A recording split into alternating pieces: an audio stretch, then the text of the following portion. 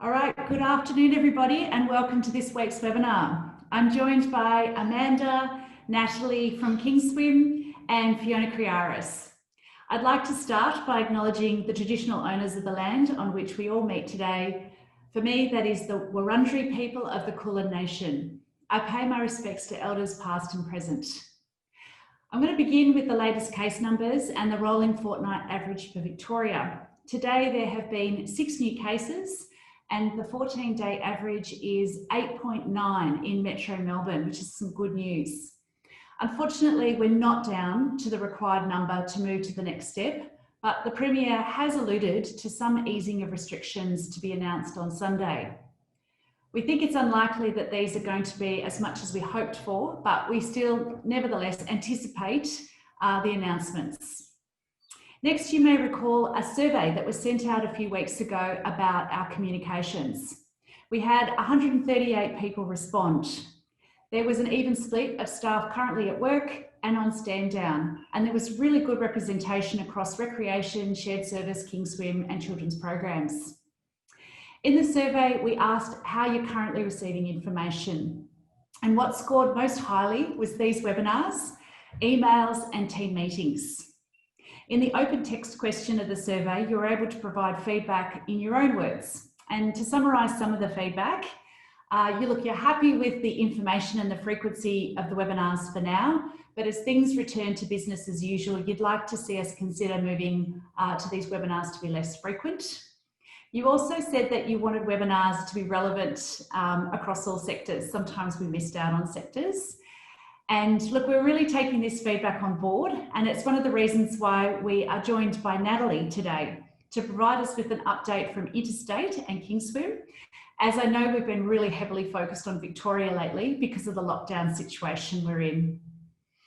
In other feedback, a few people mentioned that they have really appreciated these webinars as it's given them a sense of community, and it has kept you connected to the Y, which is, I'm going to say really wonderful to hear. So thank you to all those people who completed the survey. It's really useful information to improve the content on these webinars. And we really want, obviously, to help keep you informed and provide an opportunity to connect. I know that the Q&A is particularly important, especially while we're in lockdown. So moving on to a recreation update. With outdoor group fitness permitted at our centres, the teams have been busy setting up outdoor classes for their communities. Classes have been at an average 50% full, with some cancellations unfortunately due to poor weather. However, as the weather improves, we expect this number will obviously rise. At Carlton Baths, for example, they've already had 5 brand new clients join the Centre for Outdoor Fitness, which is really wonderful. And of course, our lap swimming is still going great guns and full all the time. So a big thank you to the teams involved in planning and delivering both the lap swimming and these amazing outdoor new sessions. Finally, a big shout out to our aquatic staff. Each year, Lifesaving Victoria conducts a pool safety assessment at many Y managed facilities. The assessment is conducted by a licensed pool safety assessor who audits facilities across a variety of areas such as work, health and safety, and emergency planning. The scores we receive provide a snapshot of our safety and compliance performance as compared to our competitors in Victoria. And I've got to say, despite the many challenges we've faced, including the devastating bushfires earlier this year and the COVID-19 pandemic, the Y has maintained its very high safety and compliance standards. Our overall compliance was at 96.5% and our safety was at 93.5%. This outperformed our competitors and other facilities assessed in Victoria by a whopping 22.3% for compliance and 19.4% for safety. Y-managed seasonal facilities also scored well above industry standards. Overall, our seasonal pools scored 95.7% in compliance and 91.7% in safety. And the Y performed best in the areas of lap pools and lanes, supervision and first aid, where our scores were at 99%. So a big congratulations to all involved. I'll now hand over to Amanda. Thanks, Carolyn. And in some more great news for the aquatic sector, swimming lessons are now permitted in regional outdoor pools. This had been unclear until very recently, but we have received confirmation from Sport and Recreation Victoria, who sought clarification from DHHS on behalf of the industry. However, we are still required to maintain the cap of 50 participants per pool. Importantly, swimming teachers are permitted to be in the pool and have physical contact with participants where required for safety, and they are not included in the person cap. Our aquatic team have developed a range of resources to support teachers, including lesson plans and safe work procedures, to ensure we can continue to deliver engaging, high-quality lessons in this new environment. The majority of our swimming lesson programs are traditionally delivered in our indoor pools. However, this does provide a fantastic opportunity for us to invite some of our students in regional Victoria to return to lessons and participate outside until our indoor pools can be opened.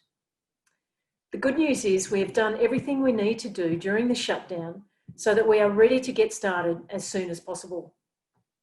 And of course, as we were already aware, schools can attend our outdoor pools in both regional and metropolitan areas for school swimming and water safety education under an exemption with DET.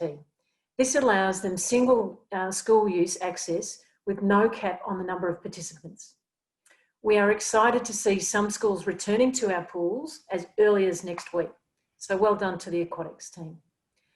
Regarding returning to work and completing preparation training, all teachers will do centre-specific COVID-safe training and also role-specific training before they teach. If you are required to return to work, your manager will communicate with you directly regarding the training, and as usual, you will be provided with a stand-up letter in writing with at least 3 days' notice before your first shift back. The Victorian Aquatics Industry Alliance, which I am chairing, has been working together to advocate to the government about the importance of swimming lessons and our concern that so many children have already missed out this year. So as we head into summer, this issue is crucial to be aware of. So it's great news that lessons can begin again in regional Victoria, and hopefully Metro Melbourne is not too far off. And in children's programs news, things are continuing to get back to normal. Occupancy levels are slowly increasing as schools return for both regional and metropolitan Melbourne recently. And our OSH teams have been busy back at work, and numbers are slowly starting to build. And finally, I'd like to share a positive news story from our action sports teams. The team had their very first event in the new COVID era on Saturday, the 26th of September, in the rural city of Murray Bridge in South Australia. The event occurred after months of hard work by the Y team and our council partners in Murray Bridge. This event was originally scheduled for April this year, so it's great that it has been finally able to happen. After a long hiatus due to COVID, the community came out in force with over 60 skaters and 300 spectators on the day. The Action Sports team also held another event over the weekend in Millicent, partnering with the Wattle Range Council with similar success. So congratulations to all involved, and particularly Alice, who held the reins for the past few weeks. I'll now hand over to Natalie. Thanks, Amanda. Hi, everyone. My name is Natalie, and I'm the Area Manager for Kingswim in New South Wales, Queensland, and the ACT, and I'm excited to provide an update for you today. Kingswim have been open for several months now. In Queensland and New South Wales, the centres opened on the 22nd of June, and in the ACT, centres reopened on the 20th of July. I hope that I can provide with you some useful information on reopening and the longer term reality in a COVID normal environment. As a team, we were well prepared, but in all honesty, we were nervous before reopening as it was such a unique situation. We've been reassured constantly by feedback and by seeing how impressed families have been by the COVID safe measures in place and how much thought and consideration has gone into them. Families were really happy to be back, and they were also patient, understanding, and willing to work with us as we navigated through this new environment together. Some of the challenges we had were around managing capacity limits as per the government restriction. But thanks to our wonderful teams and their ability to constantly reflect, review, and improve, we were able to manage these challenges together. Slowly, as restrictions have been lifted, we've been able to reinstate more of our programs and increase capacity numbers on shifts. This is ongoing, but since reopening, we've run 2 school holiday programs with strong numbers, as well as regular swim lessons for families over winter and now spring. I'd like to give a big shout out to our KingSwim teams. Constant feedback provided is that you all went above and beyond in terms of COVID-19 measures and ensuring families feel safe and supported when they are at the centre. Visits from the Health Department have also reassured us that we have implemented the right measures for community safety, which has been wonderful. I really hope that the case numbers continue to drop in Victoria so that more of our centres and services can reopen. I hope that hearing about our experience in other states gives you some valuable insight into what to expect and what to look forward to. Thank you. I'll now pass over to Fiona. Thanks, Natalie. Hi everyone, my name is Fiona and I work in the marketing and communications team as the Health and Wellness Product Manager. But my connection with the Y really began when I did jazz ballet at McLeod Y when I was just 6 years old. I've also been a health and wellness member at various Ys before starting my career at the Y as a health and fitness professional over 8 years ago. So while I've basically been involved in the Y for my whole life, this is the first time I've been on an all staff and volunteer webinar. So it's great to be here with you all. There are 3 items I will speak about in under 6 minutes. The first one is the nutrition seminars. This week is National Nutrition Week. And to celebrate, we delivered our first ever live virtual nutrition seminars for our recreation members. This was originally an in-centre service that we were able to pivot online through our N for Food partnership with an accredited dietitian, Marnie. The nutrition seminar was about the top 10 healthy habits while also addressing common nutrition myths and fads. It received incredible engagement with over 330 recreation members registering for the 2 sessions and with over 100 people turning up live. The recording of the Healthy Habit Nutrition Seminar will also be available through Virtual Y, which you will all be able to access. My second item is Mental Health Week. It was first held in 1985 and is now an annual event which coincides with World Mental Health Day on the 10th of October. The purpose is to bring awareness and promote mental health and well-being, and also increase understanding and reduce stigma around mental illness and how it impacts the lives of so many people in our community. You will have received an email this week from Y Wellbeing, which had some film, podcast, and reading recommendations to celebrate Mental Health Week. If you want to feel good, watch or read, I encourage you to check these out. I also have a recommendation of my own for you all. I want to share with you a quick and simple way to nurture your mind and body with a power pause.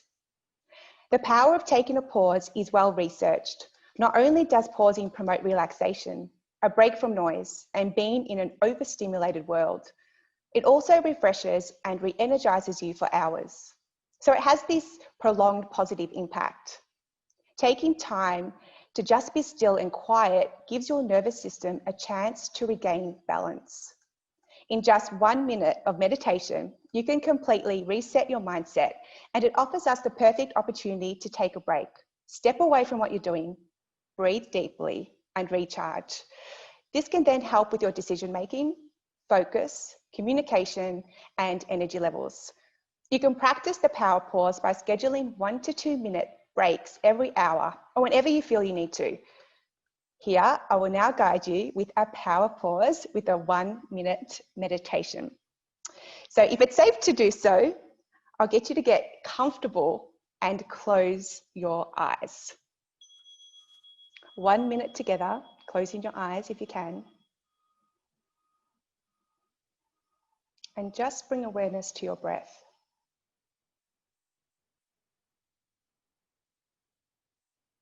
Breathing all the way from the belly, breathing in. And exhale out. Breathing in from your belly. And exhale out. Not having to change your breath in any way, just observing it. Your body already knows how to breathe. But just watching, observing the coming and going of the breath. The inhale and the exhale. Taking one more breath here. And gently opening your eyes. Hopefully feeling more refreshed. It's that easy. Finally, my last topic is the Inside Our Minds campaign, which launched on Saturday for Mental Health Day. This campaign was led by Martin Johnson from the Y in Western Australia in partnership with Headspace, and is a series of short films featuring young people discussing mental health and what it means to them. You can view all the videos on our social media pages, but let's watch one together now.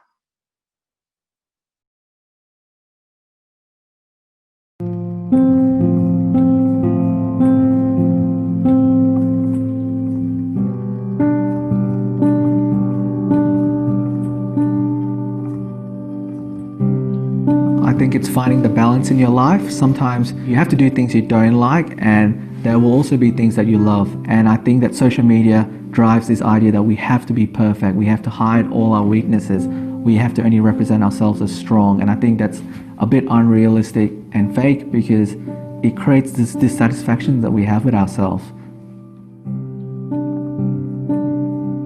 I think being a male and being a member of the CAL community has brought a lot of stigma around mental health, and I found that we as a society and a community need to consistently engage in these discussions. We can't just have a one-stop discussion about it and feel like that's enough, because mental health won't go away.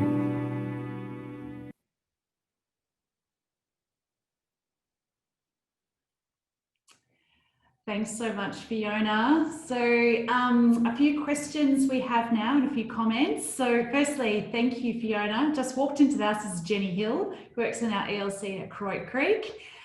Just walked into the house after a flat out day in the kitchen at Croix Creek Early Learning Centre. It helped me calm down to cook for my family, so that's nice. I must admit it made me feel fantastic as well, Fiona, so thank you. Another anonymous attendee, thank you for reminding us all to pause, Fiona. I really needed that. So yeah, beautiful. Thank you so much for doing that. Sometimes we just don't think about doing these things, do we? So I've got a bit backwards on these questions. Do you think, this is Carolyn, do you think all recreation and leisure centres will be open before the end of 2020? Look, Misha, I really hope so. I suspect that they'll keep to their original timetable of the end of November for us to open. I think we're a little off track, but we're not far off track in terms of the COVID numbers. So I do hope to see that being announced in the not too distant future. And one of the things that we're really trying to put a bit of pressure on the Victorian government is they've had a lot of time to think about what the density rules are and what what it's going to look like when we open. Is if they could give us as much warning about what it will look like, even though they can't tell us yet what the date is going to be. So that's been our latest ask. Misha also asked, do you think JobKeeper should be extended after March? Well, yes, Misha, I certainly think it should be extended after March.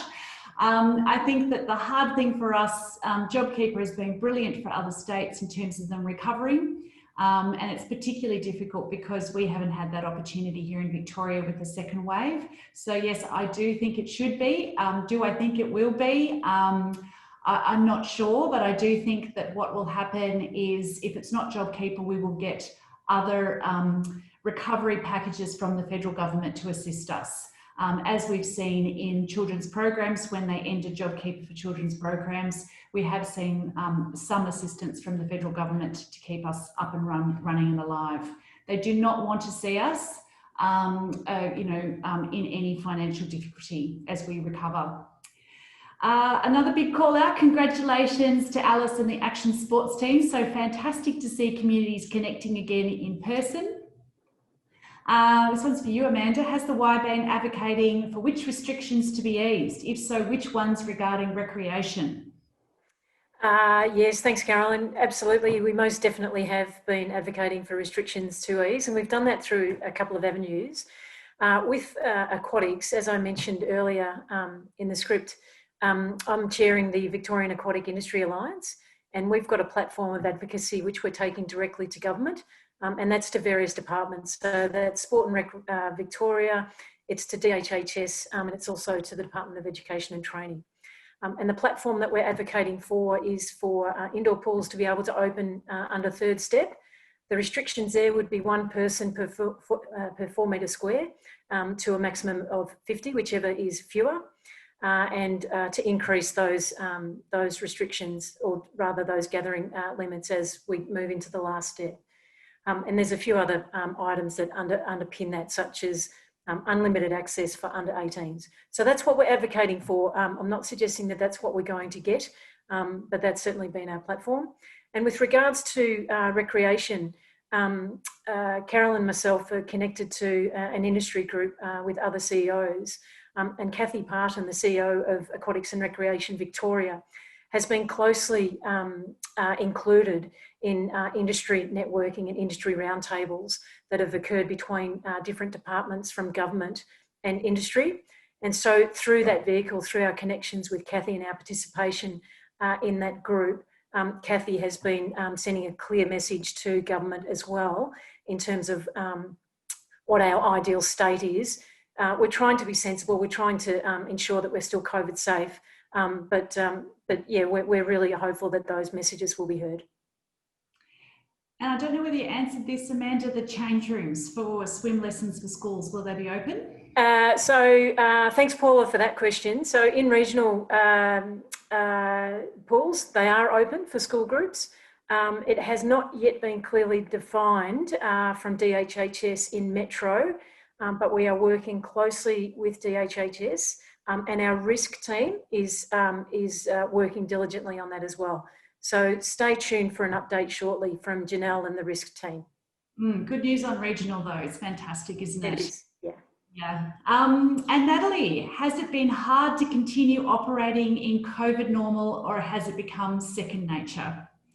Definitely now it's second nature, I think, for each of our sites. I think initially there was a little bit to get their head around, but you know, as we sort of moved through it and got used to each of the restrictions, and as I said earlier, we're sort of constantly reviewing, reflecting, and then improving. So we have had different restrictions lifted, and it's just a matter of adjusting as they change. So I think everyone's now used to it and doing it really well. And Amanda, will Kingswim open for school swimming? I'll take that question on two fronts. I'll take it from a Victorian perspective and then an interstate perspective. So Natalie, perhaps you might answer the interstate perspective, whether or not we're providing school swimming in our Kingswim sites. Yes, so interstate, we don't have a huge school program, but we are starting to introduce it again. Yeah. Fantastic, thanks Natalie. And at the moment, Katie and the team are working diligently with regards to starting to plan for school swimming in our Kingswim sites. So stay tuned. We're anticipating that won't be too far away, but stay tuned for news on that as well. Yeah, some really more exciting news, I think. So fantastic. Thank you so much, Natalie and Amanda, for that. Oh, maybe a question for Fiona. When will we find out about nominees for staff and volunteer awards? And just so you know, I'm talking to Fiona because she's organising the staff and volunteer end of year party, which unfortunately will have to be online, but she's certainly organising that. So Fiona, can you answer that one? I can. Thank you for the question. Our Thank You Staff and Volunteer 2020 nominations should be released via the webinar next week, we are hoping. So that would be really great. And tune in and listen, because we will give more information about the celebration as well, and then how you can hear about the nominations, whether they're released by the webinar or via the EDM later. Fantastic. Thank you so much. And that's the end of our questions. So thank you everybody for those questions. Two final updates from me. We have got some job vacancies currently advertised and more coming up for seasonal employees. These roles are being advertised on our careers page on YNET, so please involve your family and friends if you've got anybody that would like to apply for those roles. I will provide the link in my follow-up email. You may have heard in the federal government's recent budget announcements that there will be a job maker wage subsidy for businesses who hire new employees who work over 20 hours per week. The wage subsidy is $200 a week for employees under 30 and $100 a week for employees under 35. So as we have to bring on new employees, and like so many of them are young people, that have been really highly impacted by the fallout of COVID-19. So if we can, we will take advantage of this subsidy to create more opportunities for young people, and we certainly will do that. And also we will look at opportunities for obviously our current staff as well in these new roles as well. And last but not least, this week you will have received an email from Pauline with next month's RITEC training scheduled. There are a number of different sessions for you to choose from, and this training is mandatory for all staff to participate in, so we can ensure everybody understands how to use RITEC. So please register via the links in Pauline's email. So again, thanks for tuning in. Thanks to you, Amanda. Thanks, Carolyn. Natalie, well done. Your debut, well done. And Fiona for joining us and giving us a minute of pause. So see you next week. Thanks, everybody.